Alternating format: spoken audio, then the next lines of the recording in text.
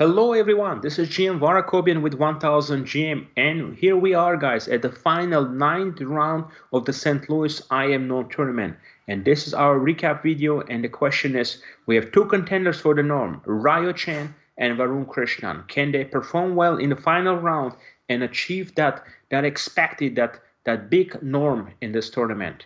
So, first we're going to start out with the game, Varun Krishnan playing with the white pieces, and he's playing against Caleb Denby. Must-win situation for Varun. He wins. He's obtaining his second IM Norm here. Let's see if he can do it.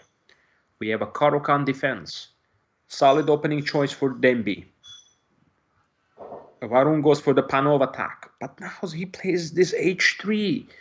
He doesn't go for the main line. He plays the move H3. A little bit surprisingly, trying to seem to get the opponent off the board. Bishop E7. Now B6 comes in. So we have a structure, guys, of the hanging pawns in this position, okay? This is a structure of the hanging pawns. Now rook E1. Bishop C2. The point of Bishop C2 is to try to put the queen on D3 and simply eyeball the weakness, and try to do a diagonal attack to induce the weaknesses. Bishop F6, Queen D3. Bishop H6. And now H4 comes in.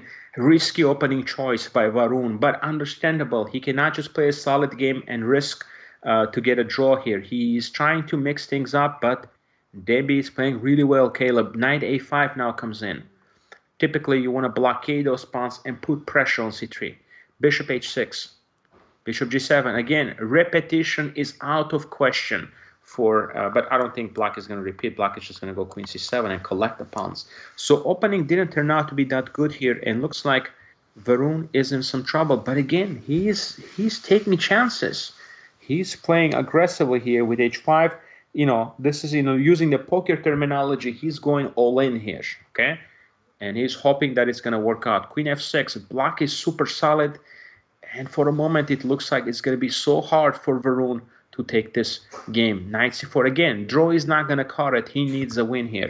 So right here, Caleb Denby could have made his life much harder if he had played the move Queen F5, because you do not want to trade here. You take this, you're in a worse endgame. Big trouble position for you, so you don't want to do that.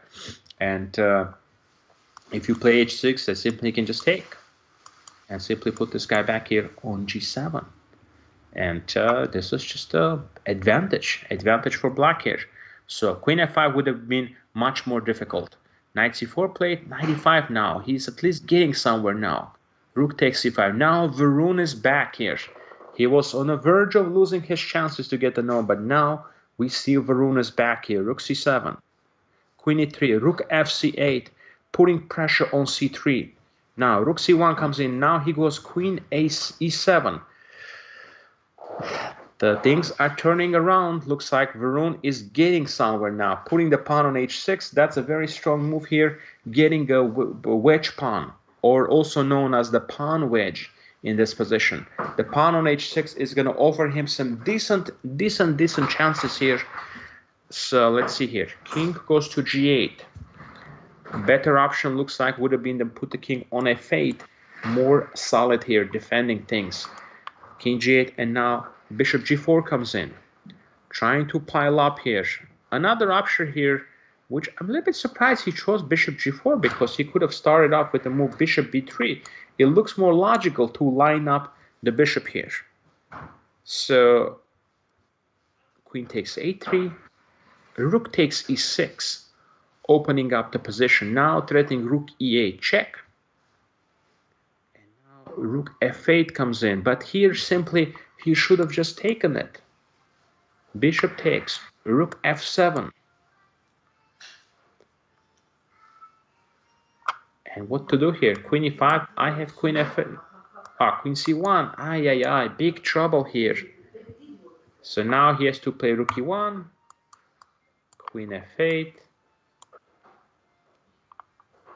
And yeah, looks like eventually Black will just consolidate here. And nothing really gonna happen here. So yeah, he simply had to take and play Rook F7. But Caleb went rook f8, and now, yeah, rook b1. Now queen e5 is coming. Oh, now threat is their dual threats here, mate here, and also threatening to take on c7. That is going to make a big difference. And now he goes check, takes.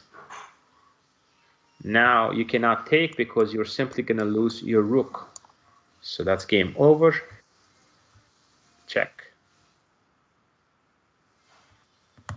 And what a finish by Varun here. Varun delivers a checkmate on the board, securing his second IM norm, and that's a fantastic success for the organizers and the sponsors of the 1000 GM, because Varun Krishnan did almost the impossible, winning the last two games on demand, and this one in particular, he was in big trouble against Caleb. He tried to play aggressively, but his opponent played quite strong and neutralized the position. But he managed to find ideas to sacrifice, to open up the position. He really had the desire to get the norm, and he managed to do it. Congratulations to Varun Krishnan for his IM norm. The next match we have is the game between Talia Cervantes playing with a white piece against FM Eckert. So we have the Slav defense, and Dag has been playing the Slav. It's a very solid opening choice. Are equal here. I kind of like to play the bishop here. I would like to get the bishops off the board here. If my opponent has two bishops, I want to see those bishops disappear from the board, okay? So if you go here, I'm trading those guys. I'm trading, then I'm playing this move, you know. I'm doing something like this and picking up the pawn on g5. This is exactly what I would like to do.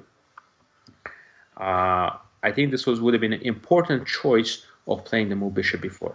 But I play rook h5, Queen g4, bishop b4 check, king d1. And this way now, the two bishops will remain on the board. Bishop b7, queen d4,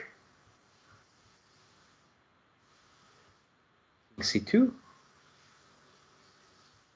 now queen a5. Again, we get a position where it's a little bit of an edge here, a little bit of an edge for white because of the two bishops. And you know, long term, two bishops gonna have. Two bishops going to give some chances. So now again, trading. But the question I have, why not take the pawn? Pawn is a pawn. Why not take it? Queen g3. Yeah, this would have been okay.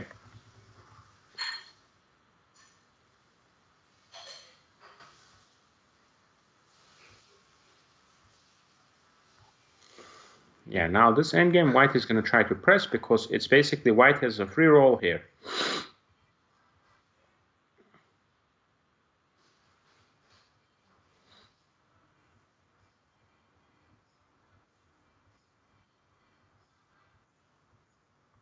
Opening up the center.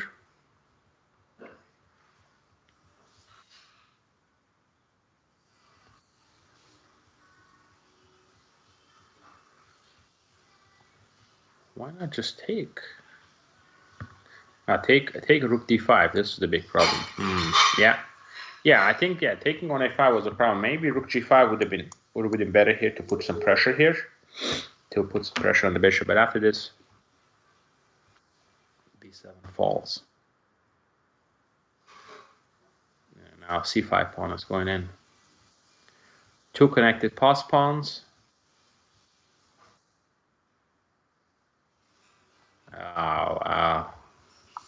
And the point is, if you take, bishop takes f4. Well played by Cervantes here, winning the last game and bringing her ranking to better standings to better position. So good play here, definitely by her. I think Dag had a good position here. I would have really liked to see this early move bishop b4 check. That would have been a good idea. Now let's look at the next game. Next game was a quick draw. Good friends playing each other, and no norm could be achieved for Antova, so she played this Najdorf, and this is a famous repetition. So again, there's not much to gain here for the players, and they wanted to call it a day. Next game is actually was a fight actually. Yim 2207 against I am Matthias Marek here. Let's see. So we have queen takes, queen's gambit accepted. And here we have the accepted version, and white goes for knight b2 setup. He wants to play b3, bishop b2 perhaps. b3. I like white's position here somewhat. Because now it's kind of difficult. You can't just go knight b7, you have knight c6. So bishop f8 was played, but it was very clever because now after bishop f8, he wants to play the move knight b to d7. So he wants to do that. So that's why it's now he's okay to do that. And now rook fd1 played. And that's what I was expecting, but I guess just h6, h3, and then eventually, I mean, can we play this? Or this is queen c6, maybe a little bit of an edge, a little bit of edge for white. But yeah,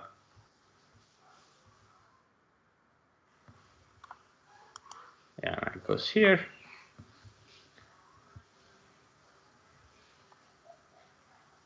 Knight f3, and how actually he offered a draw here? I guess thinking just the structure is very symmetrical and it's going to be a draw.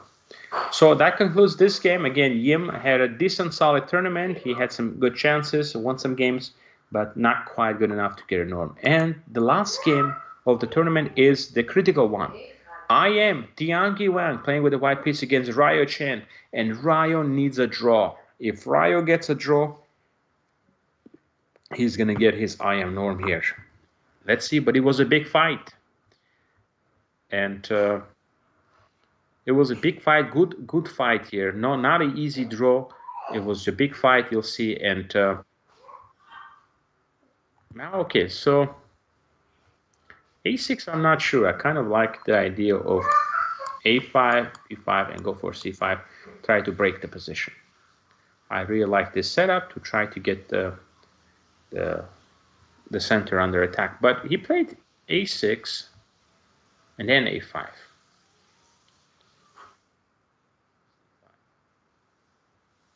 Knight b7.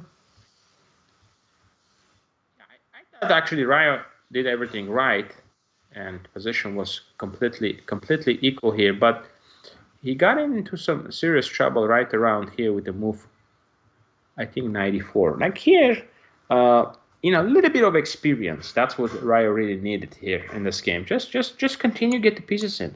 Rook c8, e6, queen e7, rook e8. Get everybody into the game first before you start jumping in with, you know, 94 and all kinds of ideas like that. So that's something very, very important to remember. But he went here, and now suddenly there are some issues, because if you take knight takes on d4, and the knight is landing to a very strong square on c6. So that's why. So here,